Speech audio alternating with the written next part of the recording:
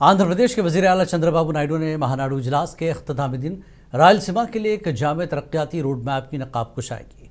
उन्होंने खित्ते को मोतियों की सरजमीन में तब्दील करने का अहद किया और रायलसीमा में बुनियादी ढांचे में बड़ी सरमायाकारी और रोजगार के मौके पैदा करने की बात कही। चंद्रबाबू नायडू ने पूरी रियासत के लिए रायलसीमा को बागबानी का मरकज बनाने के अपने विजन का इरादा किया और कर्नूल में हाई कोर्ट बेंच के क़याम का ऐलान भी किया। నా దగ్గర రాయలసీమ అభివృద్ధికి స్పష్టమైన బ్లూ ప్రింట్ ఉంది. ఎడ్యుకేషన్ సంస్థలు, ఇరిగేషన్, హార్టికల్చర్, పరిశ్రమలు, గ్రీన్ ఎనర్జీ, టూరిజం, హైవేలు, పారిశ్రామిక కారిడార్లు, ఇండస్ట్రియల్ నోడ్తో రాయలసీమను ఏం చేయాలనో ఒక పక్కా ప్రణాళిక ఉంది.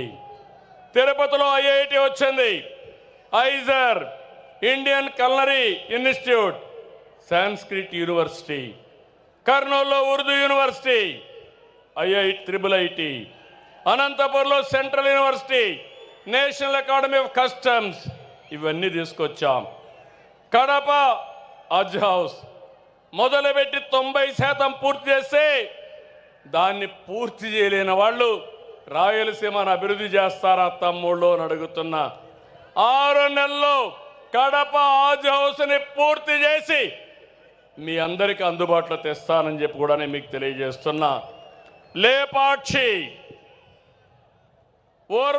ఓర్వకల్ కారిడార్లో defence, aerospace, electronic city, automobile, drone city, green energy ప్రాజెక్టులు తీసుకొస్తాం. కర్నూలుకి హైకోర్టు బెంచ్ తప్పకుండా వస్తుంది.